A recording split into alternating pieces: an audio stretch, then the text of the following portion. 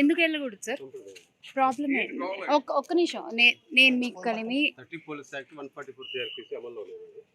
Permission లేదు ర్యాలీకి కానీ ర్యాలీలు ఎవరు చేయట్లేదు కలవడానికి కూడా పర్మిషన్ లేదు సార్. ర్యాలీలు ఎవరు చేయట్లేదు. నేను మిమ్మల్ని కూడా నేనేం అనలేదు. నడుచుకుంటూ మీరు వెహికల్స్ అలో చేయకపోతే కూడా నేను నడుచుకుంటూ 1.5 కిలోమీటర్ నుంచి వచ్చాను జస్ట్ గో ఇన్ సైడ్. నేనేం ర్యాలీలు చేయట్లేదు ఇక్కడ. మేము ఎవ్వరం ఏమి మిమ్మల్ని ఇబ్బంది పెట్టట్లేదు. నేను లోపలికి వెళ్ళి అన్నను కలవడానికి వెళ్తున్నాను నేను అంతే. ఎందుకు వై అంటే ఎందుకు కావాలని ఆపుతున్నారా మీరు? మరి ఏంటి ప్రాబ్లం? చెప్పాను 145 విధంగా గ్యాదర్ ఇట్లా కూడా పదండి ప్లీజ్ పంపించండి.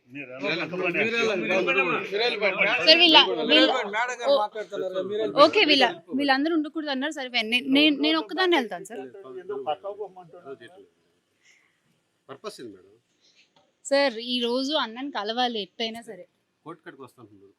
కోర్టు దగ్గరికి వస్తున్నారు ఇక్కడే కదా సార్. జస్ట్ నన్ను ఒక్కదాన్నే పంపించండి. అంటే ఇప్పుడు వీళ్ళు ఎవరిని వైఎస్ఆర్సీపీ వాళ్ళు ఎవరిని అలౌ చేయకూడదు అని మీకు చెప్పారా లేకపోతే ఎట్లా చెప్పారు? మీకు మీ ఇన్స్ట్రక్షన్స్ ఏం చెప్పండి. మిమ్మల్ని ఏమన్నట్లా మీకు వచ్చిన ఇన్స్ట్రక్షన్స్ ఏమి ఇచ్చారు ఎగ్జాక్ట్గా చెప్పండి. Law and order peace and tranquility ఇదవ్వకుండా ఉండదని సార్ ఎంట్రన్స్ గేట్ దాకా వస్తారు సార్. వైఎస్ఆర్సీపీ స్పోర్ట్స్ మ్యాన్ లోపలికి వెళ్ళాలని చెప్పంటే ఆర్పేసి వెళ్ళాలి అని చెప్పేసి ఆర్గ్యూ చేస్తారు.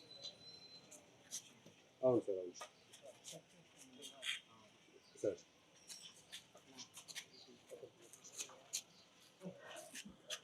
ఉన్నారు సార్ ఉన్నారు.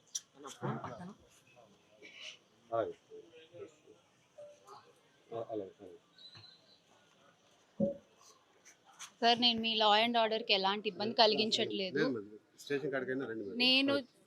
నేను జస్ట్ అన్నను కలవడానికి వచ్చా. మా నాయకుడిని ఈరోజు మీరు తీసుకెళ్తున్నారు, నేను కలవడానికి వచ్చాను. మా పార్టీ తరఫు నుంచి ఏంటి ప్రాబ్లం నాకు చెప్పండి. లా అండ్ ఆర్డర్కి ఇబ్బంది కలిగించేలాగా నా దగ్గర ఏమీ లేవు. మీరు నన్ను చెక్ చేసుకోవచ్చు మేడంతో. జస్ట్ నేను కలవడానికి మాత్రమే వచ్చాను. నేను ఎటువంటి ఇబ్బంది కలిగించే ఉద్దేశం కూడా లేదు. స్టేషన్ దగ్గరికి ఎందుకు? కలవడానికి పర్మిషన్ లేదా? నేను మాట్లాడుతున్నాను, మీరు మధ్యలో స్టేషన్ దగ్గరికి అంటారు ఏంటి?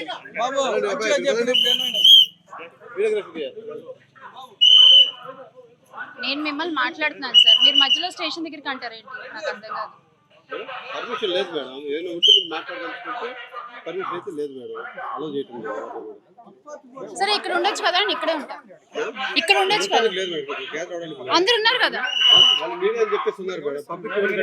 నేను అఫీషియల్ స్పోక్స్ పర్సన్ సార్ పార్టీది. పర్మిషన్ లేదు ఇక్కడ దాకా.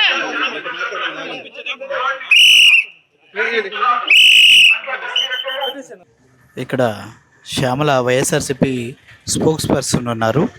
తనకి ఒక లెటర్ ఇచ్చేసి క్లియర్గా చెప్తూ ఉన్నారు, దానిపైన సంతకం పెట్టమంటూ ఉన్నారు. అందుట్లో డేటా అంతా రెస్ట్రిక్షన్స్కి విరుద్ధంగా ఉంది.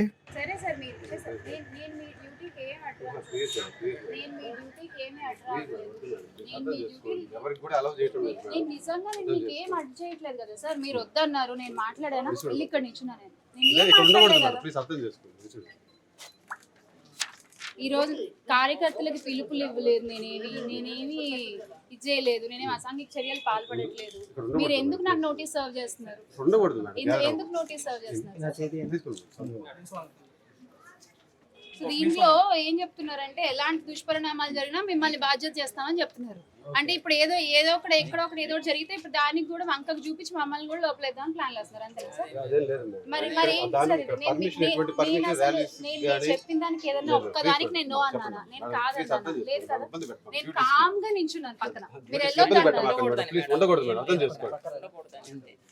మేడం అక్కడ ఇల్లు ఉంది, నేను అక్కడ లేను. నేను రోడ్డు మీద నించున్నాను ఇక్కడ.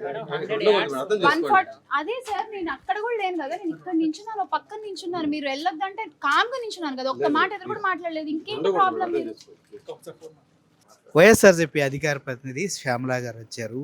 ఆవిడకి కూడా నోటీసులు సర్వ్ చేస్తున్నారు పోలీసులు. రీజన్ ఏంటంటే చెప్తుంది ఒకటే, ఇక్కడ రాకూడదు, రిస్ట్రిక్టెడ్ ఏరియా అని చెప్తూ ఉన్నారు. ఒక విషయం క్లియర్గా ఉంది, వైఎస్ఆర్సీపీనే కాదు ఏ ఒక్కరిని ఇక్కడైతే అలౌ చేయట్లేదు. శ్యామల గారు వచ్చి కూడా పోలీసులతో చాలాసేపు మాట్లాడారు. చివరికి వెళ్ళిపోవడం జరిగింది. తనకు కూడా నోటీసులు సర్వ్ చేస్తున్నారు. ఎవరు వచ్చి లోపలికి వెళ్తా అన్నా కూడా సిచ్యువేషన్ అయితే ఇలాగే ఉంది. అంటే ఒక విషయం క్లియర్గా గమనించవలసింది ఏంటంటే, ఎవరు కలవకూడదు, ఏమీ చేయకూడదు, అటు నుంచి అటు పిన్నెల్లి రామకృష్ణ గారిని తీసుకుని వెళ్ళాలి. 11ంటికి బయటకు వస్తున్నారని సమాచారం ఉంది.